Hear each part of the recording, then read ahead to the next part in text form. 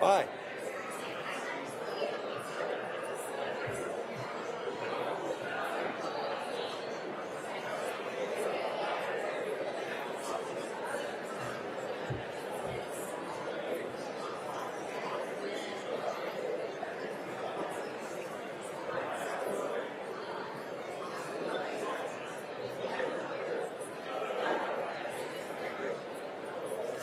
Hi.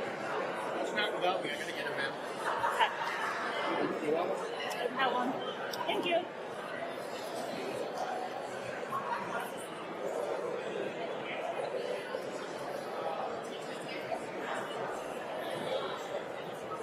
Hi. How are you?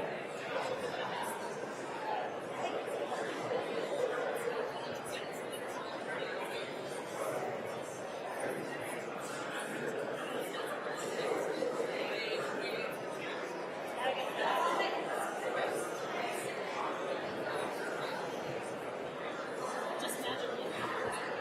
Hey, a question. Molly, do you want to just...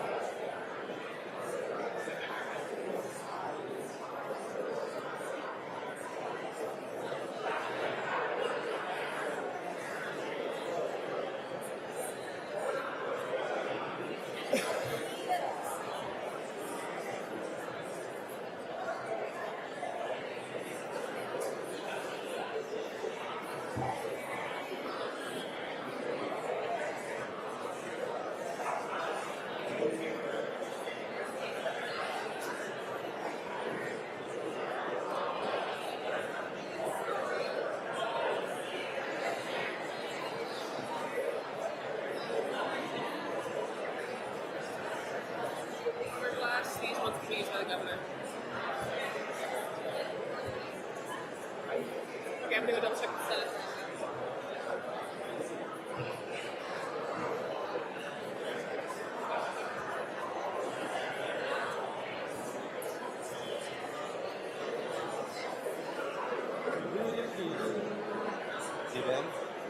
Do the men's soccer? Gotta confirm with.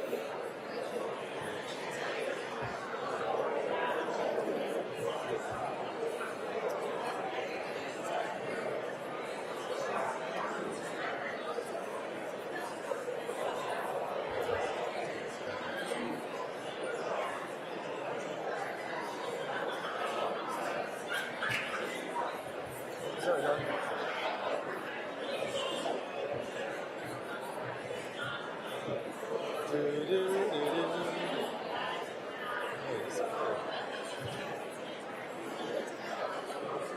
What time is it? It's time.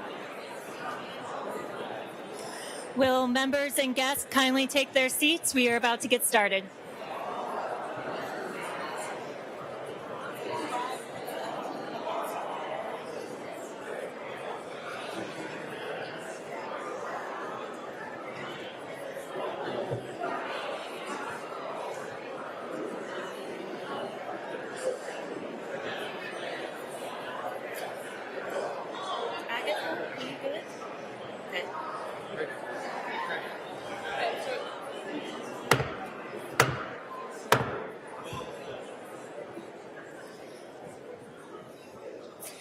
Good afternoon. Will members and guests kindly take their seats?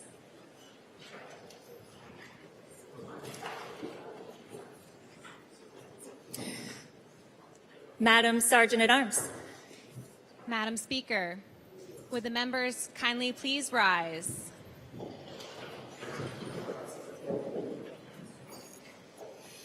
It is my honor to present to you the Senate of the State of Vermont.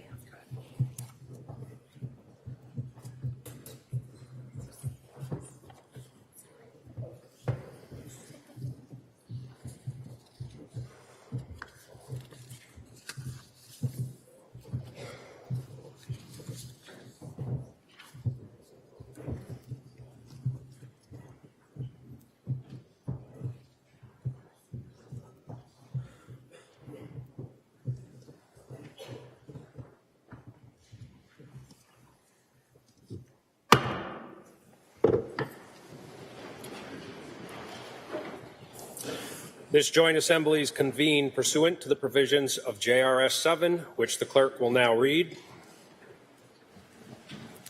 Resolved by the Senate and House of Representatives that the two houses meet in joint assembly on Tuesday, January 28, 2025 at 1 o'clock in the afternoon to receive the budget message of the governor. The chair recognizes the senator from Chittenden Central District for the purpose of making a motion. Mr. President, I move that a committee of 6 be appointed by the chair to wait upon His Excellency the Governor and escort him into this chamber for the purpose of receiving his budget message. Now, the senator from Chittenden Central District has moved that the committee of 6 be appointed by the chair to wait upon His Excellency the Governor and escort him into this chamber for the purpose of receiving his budget message. Are you ready for the question? If so, all those in favor, please say aye. Aye. All those opposed, nay. The ayes have it, and the motion is carried.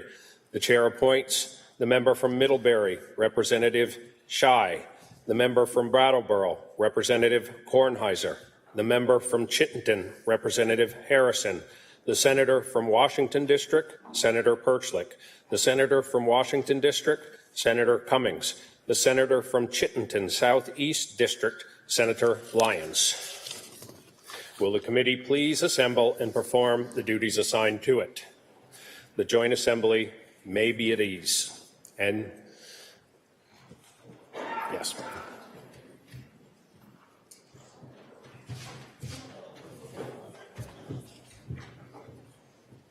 Last time they were standing. This time they weren't standing. So I had written myself a note something I could say.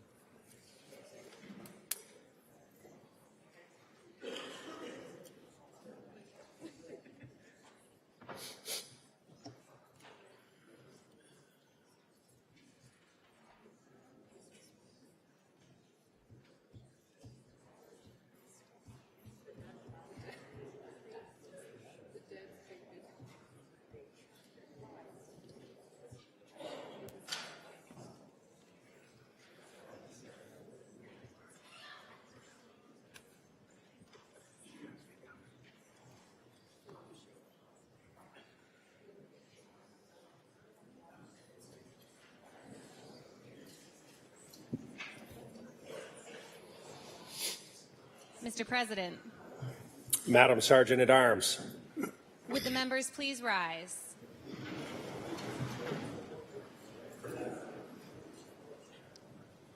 it is my distinct privilege to present to you the Governor of Vermont, the Honorable Philip B. Scott.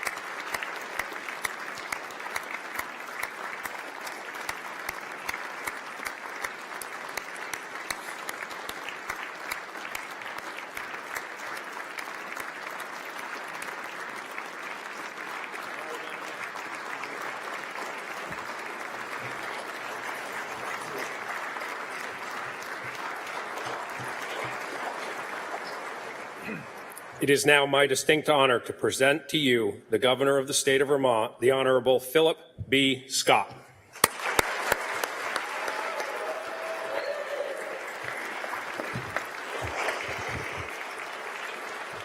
Thank you.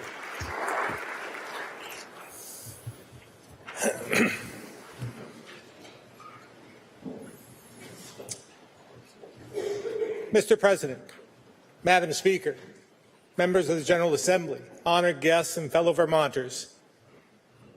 In my inaugural address, I spoke about colleagues and neighbors whose accomplishments and service are there for us to learn from. On Sunday, I had the honor of joining UVM President Prelock, the Mayor of Burlington, many faculty members past and present, and thousands, and I mean thousands of Vermonters, young and old, to celebrate the UVM men's soccer team in their national championship.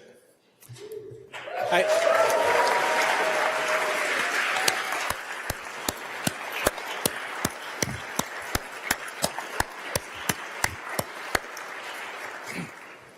have to say, I was blown away by the turnout and enthusiasm.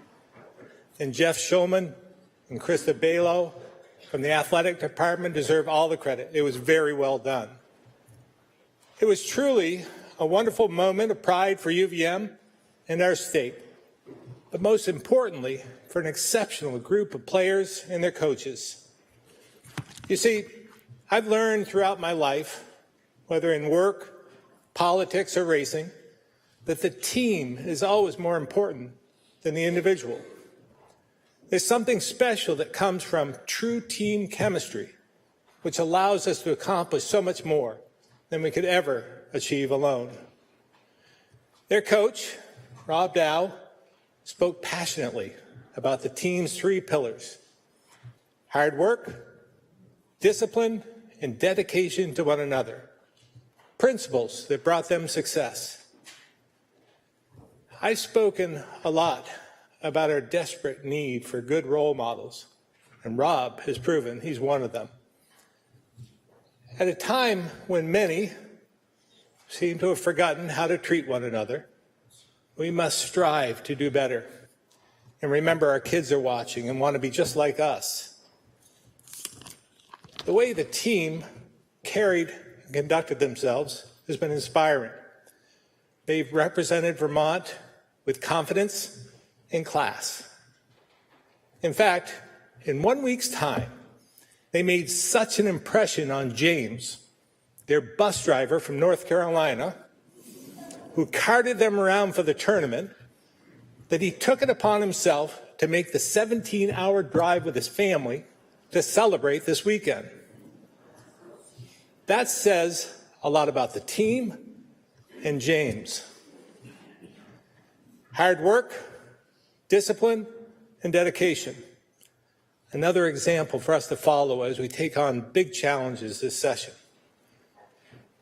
Patty, Rob, Jeff, and Krista are here today, so please join this very proud alum in welcoming them to the State House.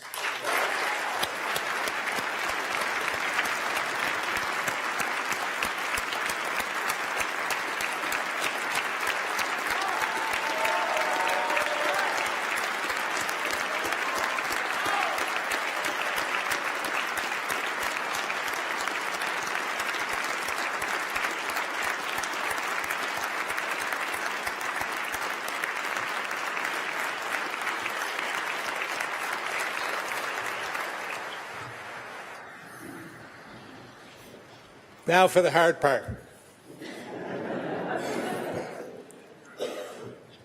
The budget I present today follows through on my commitment to Vermonters to prioritize affordability and solutions to address demographics, like a 21st century education system and housing people can afford, while revitalizing cities, towns, and villages in all parts of the state. Taxpayers also made it clear they want us to fix broken systems, not just fund them. So I'll forward 4 bills that address housing, public safety, education, and affordability to improve in each of these areas. Focusing on these issues is critical to improving our demographics, which, alongside making Vermont more affordable, has to be at the center of everything we do. This session won't be easy because we're expected to solve big problems. But if we stay focused and you put your community and the well-being of the entire state first, we'll deliver the brighter future Vermonters ask for and deserve.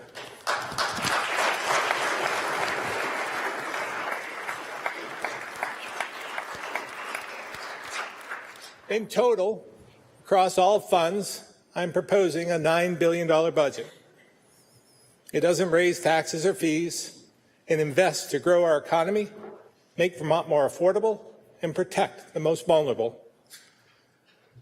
For those of you in your first term, I remember when I was in your seat, listening to my first budget address given by Governor Howard Dean. There was so much government jargon. I said to myself, what's he talking about? Base, one-time, carry forwards, reversions, limited service, match, stabilization reserve, unfunded liabilities. Now, I thought I understood a little bit about finances, but this was all new to me. So let's break it down a bit. First, there's one-time versus base.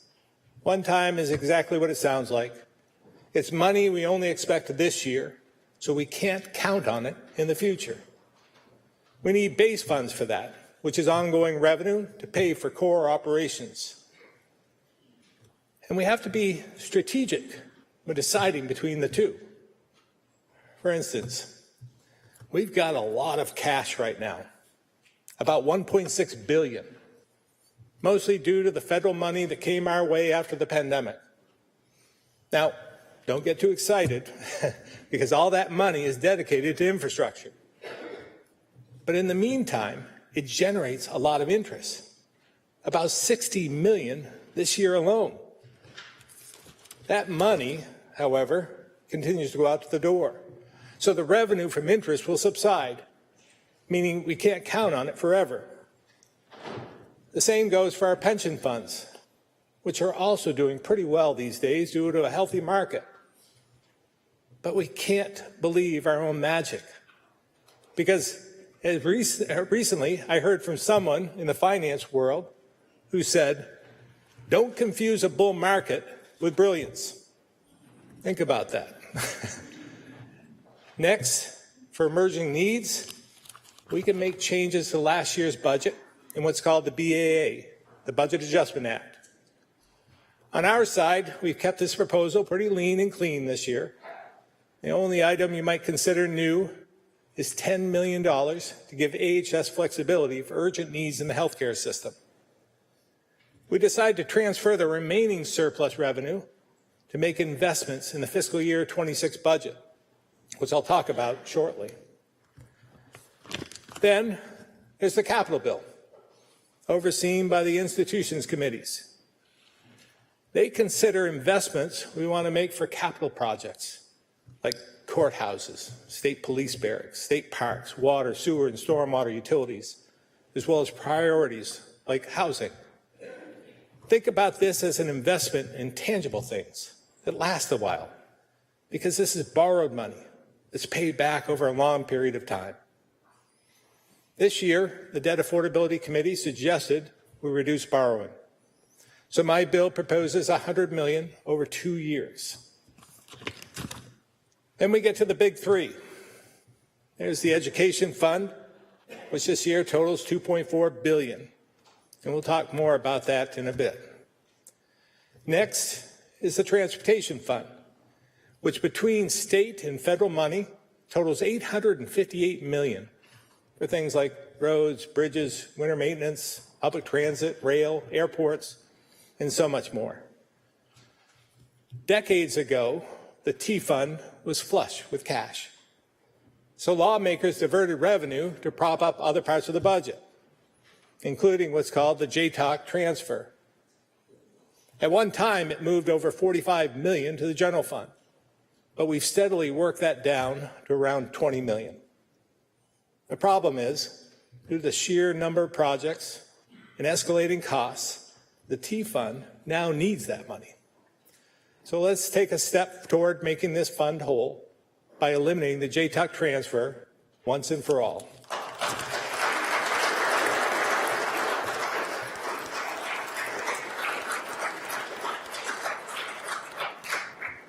If you're keeping track, we started with about $9 billion. $3.1 billion is federal money, which, other than the $500 million for transportation, primarily supports Medicaid and other human service programs. So we don't have much control over that spending. Of the $5.9 billion that comes from state funds, almost half goes to pre-K through 12 education. Because on top of the ed fund, the general fund pays $225 million for teachers' pensions and other benefits. And $340 million goes to transportation. So what's left is about $2.9 billion, which has to cover everything else. That brings me to the general fund, where most of the action takes place. Now, I know many of you saw the big revenue upgrade last week and think we're in pretty good shape. But even with a strong economy, balancing this budget wasn't easy. Here's why. Just to provide the exact same programs and services as last year costs us $133 million more this year. That's due to increases in pensions, health benefits, human services, and other pressures. What this means is that 90% of the general fund is used to just keep the lights on. With all these obligations, the $2.5 billion we started with is now down to just $250 million. And while that's a lot of money, it goes quickly because there were nearly $500 million in new funding requests. So even with a surplus, we can't do everything we want. That's why budgeting is typically about choosing between many good things. And we have to. Because at the end of the day, Vermonters were very clear. They expect us to separate our wants from our needs and live within their means.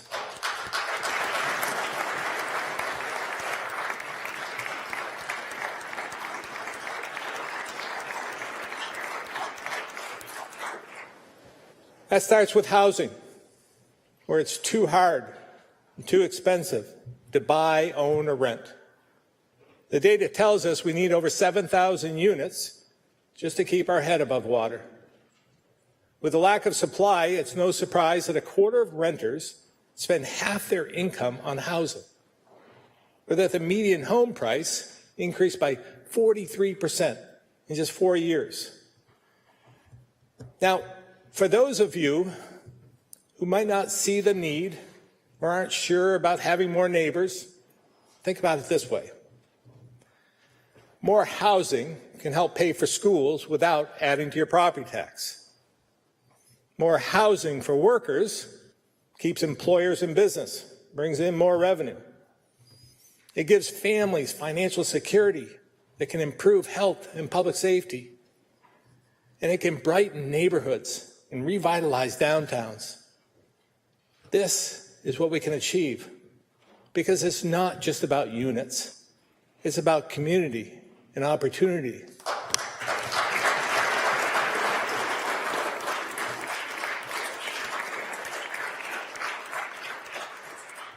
We've learned a lot over the last several years after investing hundreds of millions of dollars in this area. And my team has a plan to build on what's worked and fix what hasn't. First, we'll continue to be creative, finding ways to invest in more and better housing. With hundreds of millions of dollars to VHCB in recent years, traditional affordable units are still coming online. And my budget fully funds VHCB with almost $37 million. But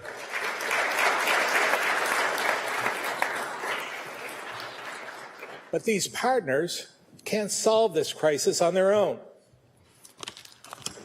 So let's help more mom and pop investors build and restore homes with infill assistance in our Homes for All toolkit. And let's make our very successful Vermont Housing Improvement Program permanent with $4 million in base funding.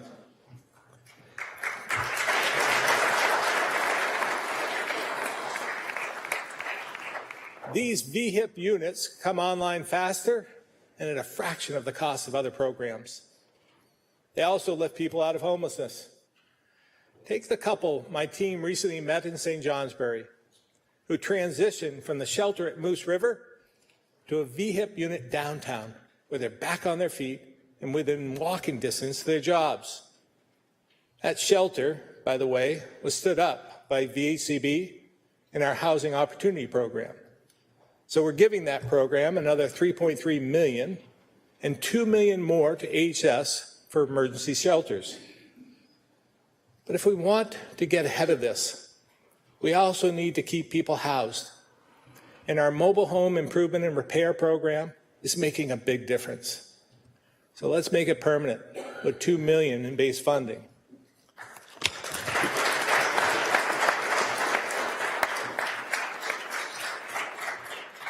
These initiatives and many other ongoing programs in the budget give families opportunities they might not otherwise have. Take Ren and Corey Boudreau.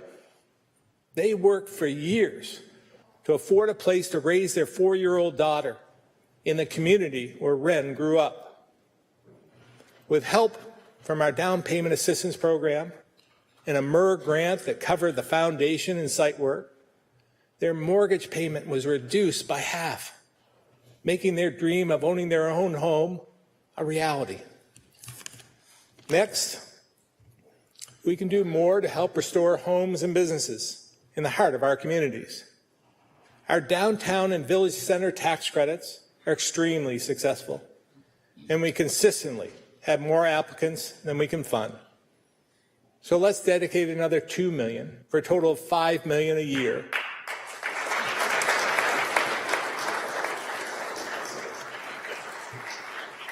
to help turn around more of these town centers. We've proven cleaning up brownfields helps achieve our housing, economic, and environmental goals. It's a win for everyone. So let's invest another $2 million. And incentives matter. So let's make sure Bennington, Essex, and Grand Isle counties get the same property tax incentive we gave every other county in last year's land use bill. Now,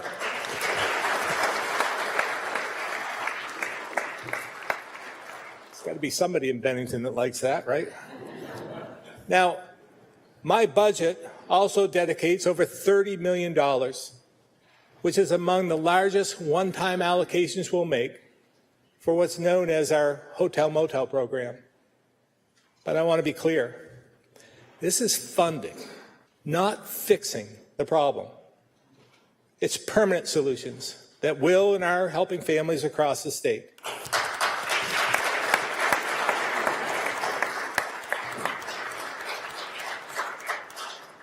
An important area to fix is infrastructure.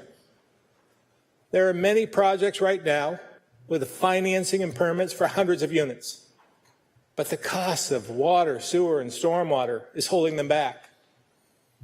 To help, I'm proposing a significant and strategic state investment. My capital bill dedicates about $1 million each to close this gap for 3 projects: Barry's Prospect Heights, the Bennington High School conversion, and Brattleboro's Winston Prouty renovation. In total, this will support over 300 new homes and childcare for 100 kids. And with another $40 million in one-time funds, we can help more municipalities and create more workforce housing with this critical infrastructure. This historic investment will make a huge difference, speeding up projects and lowering building costs all around the state. Expanding the tax increment financing program will add to this effort. TIF is a valuable tool that bigger towns have used to take on major projects that jumpstart economic development. It allows municipalities to use a portion of the increase in tax revenue to pay for projects that ultimately add to the grand list and grow the local economy. Some criticize the program because they claim the money collected from the property tax diverts money from education. But I believe that math is short-sighted, because the reality is TIFs will add nearly $60 million to the ed fund. See, I don't believe the critics are taking into account the long-term benefits of this creative economic development tool. Without TIFs, downtown St. Albans, Winooski's City Center, Burlington's waterfront, and Milton's economic hub wouldn't be what they are today. But you'll notice these projects are in bigger towns and cities in Northwest Vermont. So let's extend this option to smaller towns and on a smaller scale, because they too deserve a chance for better infrastructure, better housing, and more resilient climate.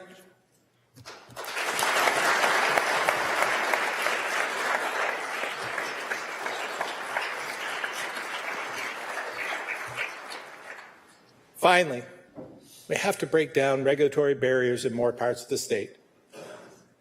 That includes adding common sense standards for appeals, like those used in Massachusetts and the state of Washington. Last year, we all agreed that Act 250 exemptions are a way to jumpstart housing, but too many towns were carved out. So my bill expands and extends them and adjusts the tiers to make sure our smaller rural towns are not once again left behind.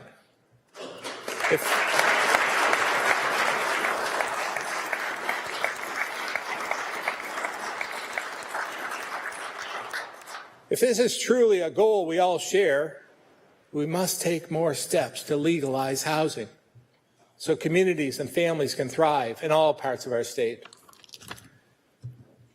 We also need people to feel safe. Unfortunately, they don't, and the data backs that up. According to the Vermont Intelligence Center, 2024 was the 3rd straight year with more than 20 homicides. Between 2018 and 2023, aggravated assaults increased by 40%. Motor vehicle, identity, and retail thefts have each more than doubled. And from 2022 to 2023 alone, shoplifting increased by 40%. These crimes impact our communities. They hurt our retailers and downtowns. and customers, residents, and visitors are staying away. I believe one solution is more accountability.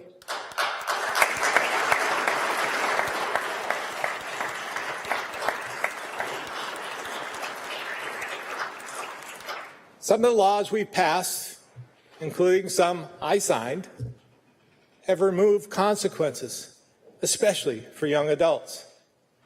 For example, raise the age. If we do nothing, come April, those up to age 20 who break the law will be pushed into a system meant for children, which isn't equipped to handle adults or hold them accountable. This law already covers those up to 19, and it's straining our social workers in our communities. So let's repeal it for 19-year-olds and make changes to how we handle youthful offenders so we don't go any further down this precarious path. We also need to make it easier to revoke bail, limit the ability to reduce or suspend sentences, seal criminal records instead of erasing them, and provide more tools to hold repeat offenders accountable, including funding to expand last year's pilot for pretrial supervision. We've all seen the headlines. There are far too many people with hundreds of law enforcement encounters, dozens of arrests, and many active criminal court cases, yet they're still walking free. This wastes time and resources, adds to the court's backlog, and erodes faith in law enforcement, the courts, and us. Enough is enough. Let's fix it.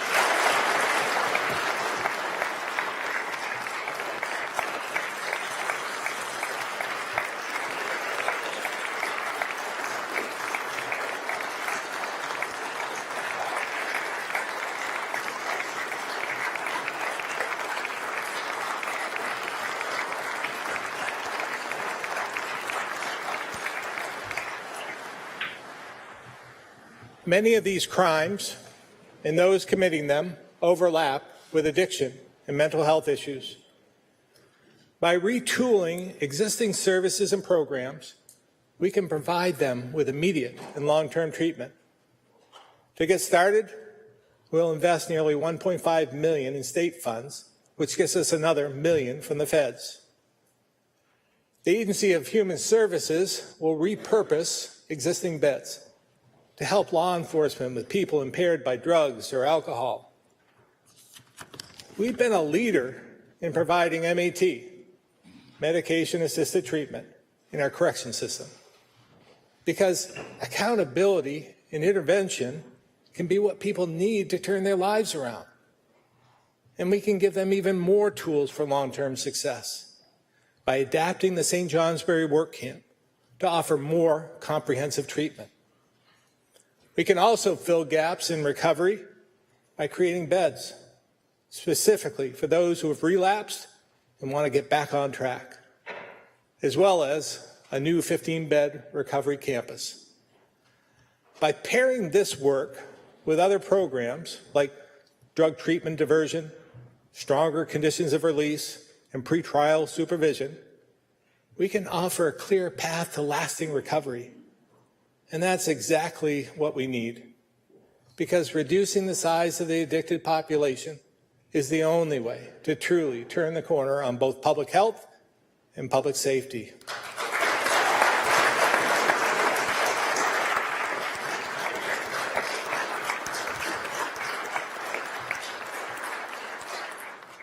Since 2011, we've had 26 federal disaster declarations, which is double what we used to see.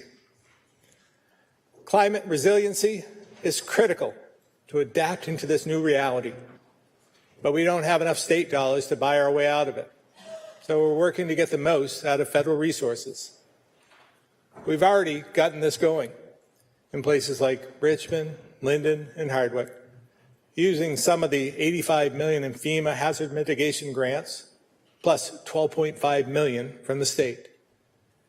And we'll get another $68 million in federal money to do even more, especially in Washington and Lamoille counties, where most of it is required to go.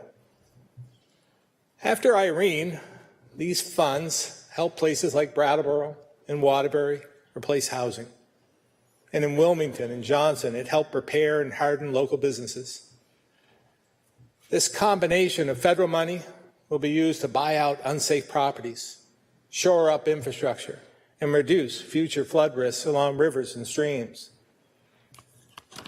As we've seen in recent years, towns who need the most help have the hardest time getting it, which makes the two Vermonts divide even worse. With no full-time professional help, town clerks and select boards, many who have other jobs, have seen their workload double and their budgets explode following back-to-back floods. They simply can't keep up. We've helped bridge this gap with our Municipal Technical Assistance Program, so we'll continue this support and fund dozens of other projects in small towns and villages with $3 million this year. These same municipalities are at a disadvantage when it comes to buying out properties in the floodplain, because when these homes and businesses get removed, local property tax revenue is lost. So we'll use $1 million as a temporary bridge to replace municipal revenue lost due to buyouts. In 2023, and again last summer, we acted quickly to create a business emergency gap assistance program. So far, we've helped nearly 700 businesses, farms, and nonprofits get back on their feet. But this demand isn't going away. So let's work with VITA to start a disaster recovery fund with $2 million in unspent BGAP money. Just like we did with pandemic recovery funds, we can once again turn major challenges into transformational change that creates more housing and strengthens disadvantaged communities, all without asking taxpayers for more. We should take the same approach when it comes to addressing climate change. Reducing emissions is a goal we share. Where we've often differed is how to get there. Because when people can't afford it, we can't achieve it.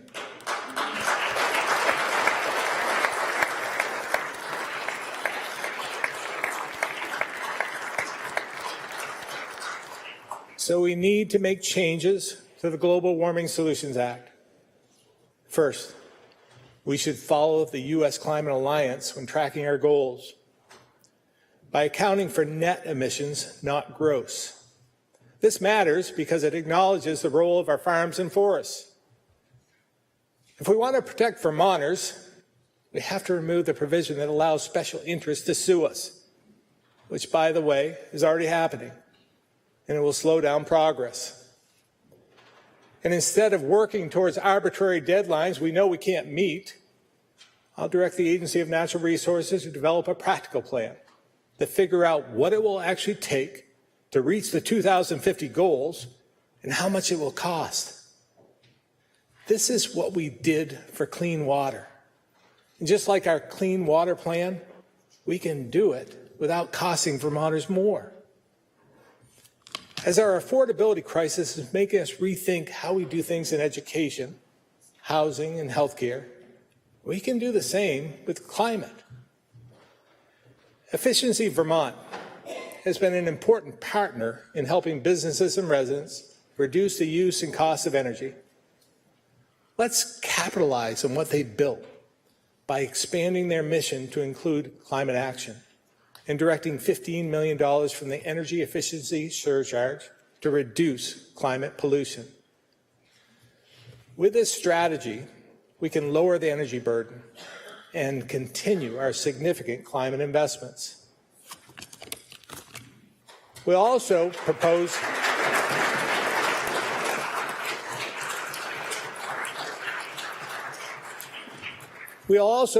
changes to last year's renewable energy standard, taking a common sense approach to reduce the cost for taxpayers. And we should revisit the Climate Superfund bill because it's already costing taxpayers money as we defend the first of what could be many lawsuits. So this session, let's focus on the fundamentals.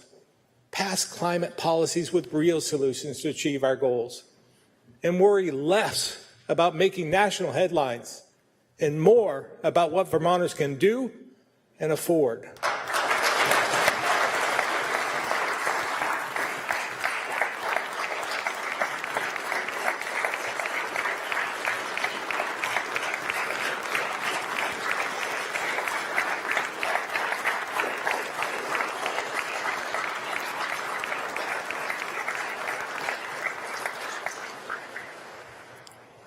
On education, I want to start by thanking the Speaker and Pro Tem for joining my team at the table, and all of you for being willing to listen and consider our proposals for stronger schools and stronger students.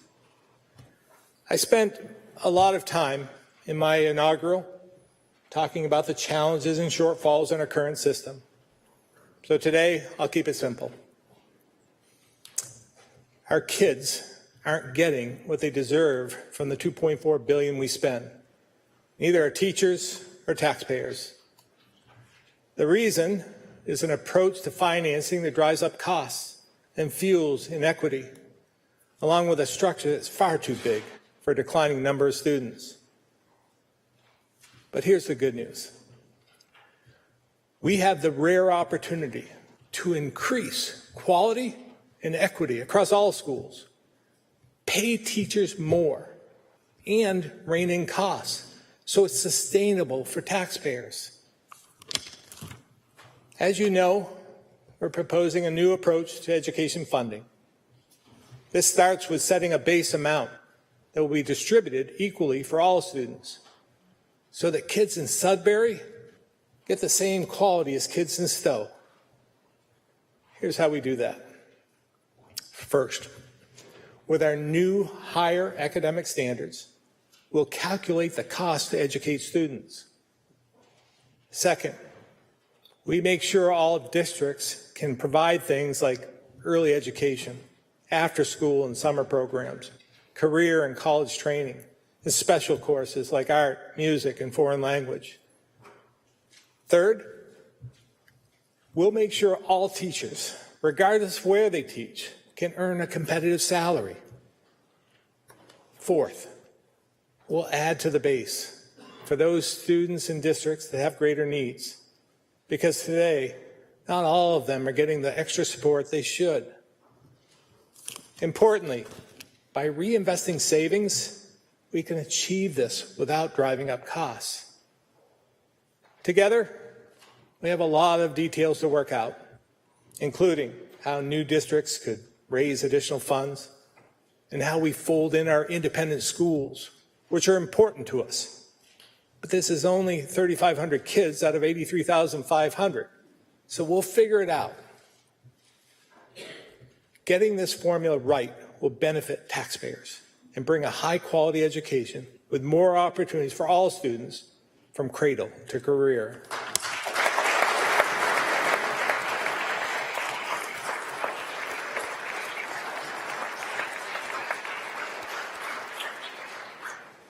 Here's the important part. For this to work, we must right-size. So we put forward a simpler model with only 5 districts and 1 school board each. Parents and locals will continue to be involved through school advisory councils, where they can focus on the things that matter most to kids and communities instead of defending difficult budget choices year after year.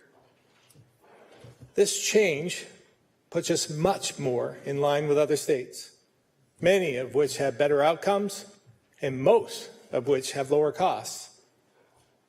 With this larger scale, districts can be creative and flexible. In contrast, right now, when looking for savings, the only option is to cut. In some schools, cuts mean 1 less academic coach. In others, cuts mean an entire educational program. This is not equal education. We can and must do better.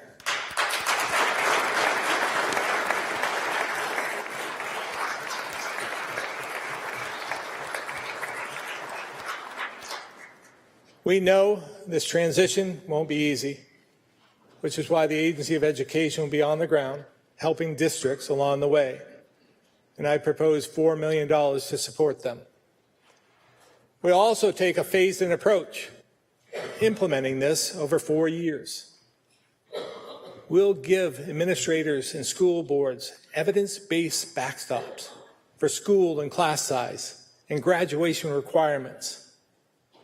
We'll make changes so the impact on tax rates is easier to understand for taxpayers and for those who build these budgets.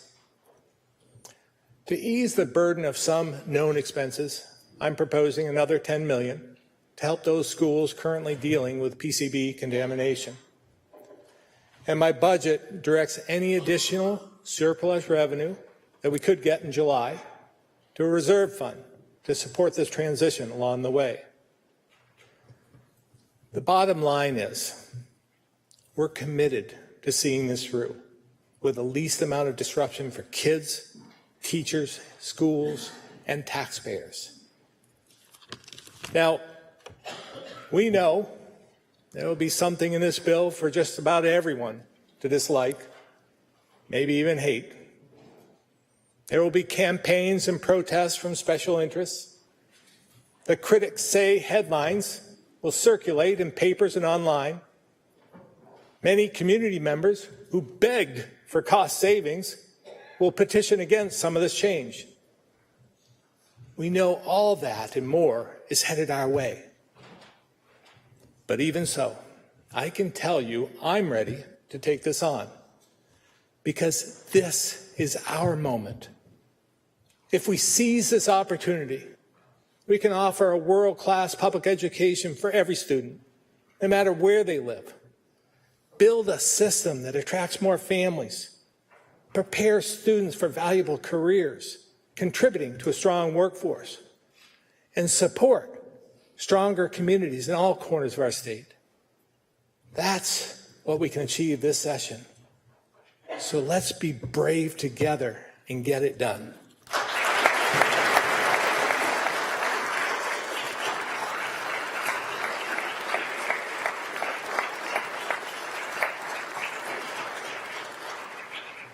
If we fail to make meaningful changes, we'll be right back where we started, with higher and higher costs every year. We had a historic increase in education costs last year, and here we go again, because we're facing another 6% increase to property tax bills. That's not going to work for anyone. So while we fix the education system, we can also use $77 million in general fund to eliminate this year's projected property tax increase.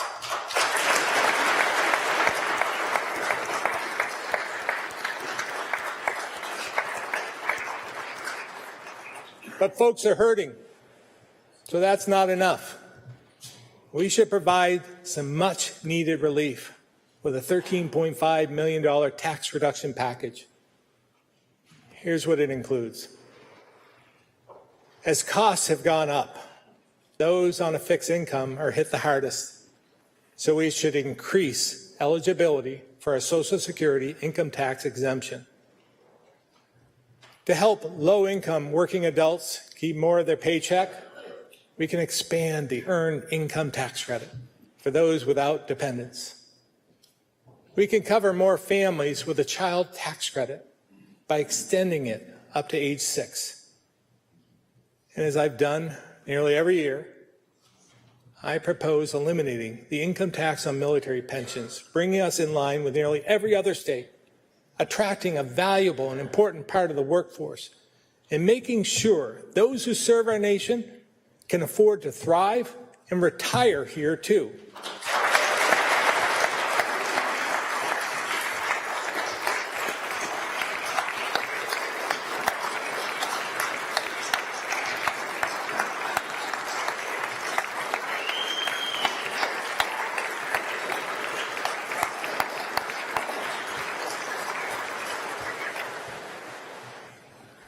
This session, we have an incredible opportunity and a clear mandate to fix the underlying structural issues that make Vermont unaffordable.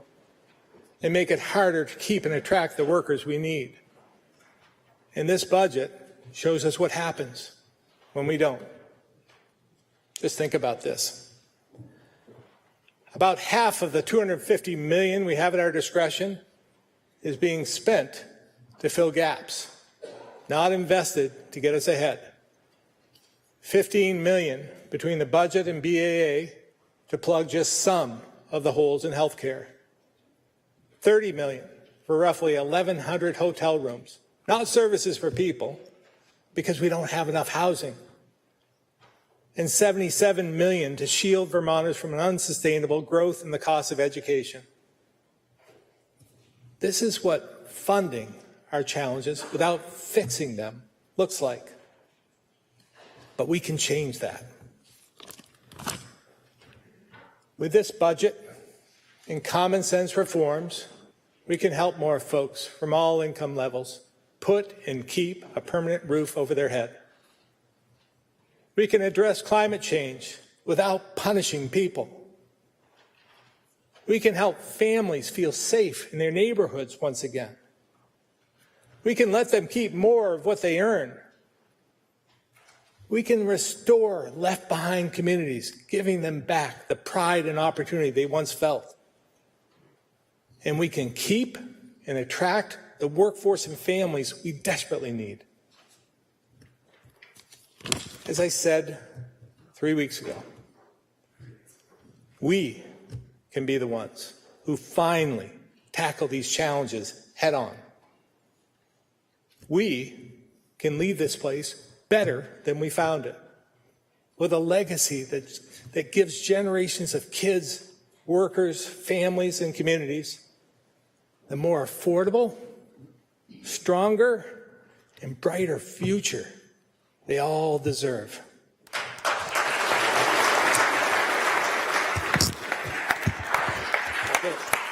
Thank you. Nice work.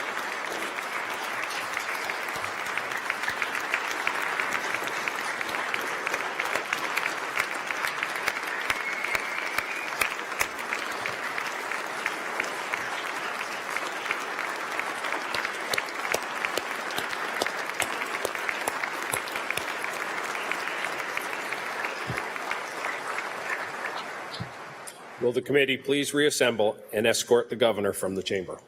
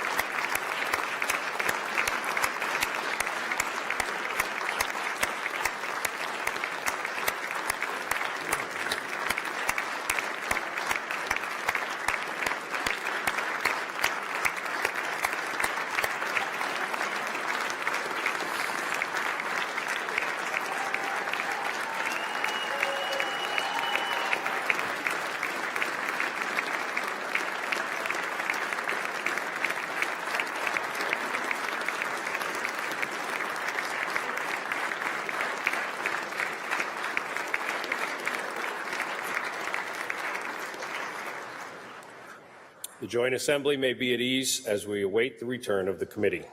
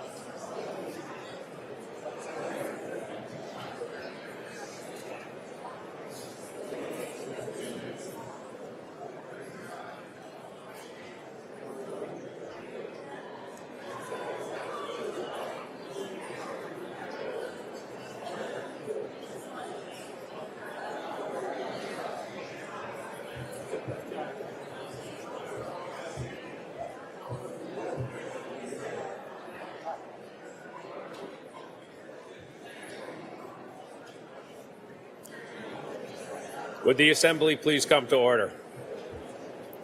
The chair has an announcement. It seems that the quorum has disintegrated a bit since I left this building, but we aim to bring it back. It is protocol that everyone remain in their seats and in their place until the Senate has left the chamber. There being no further business, I do hereby declare the joint assembly dissolved.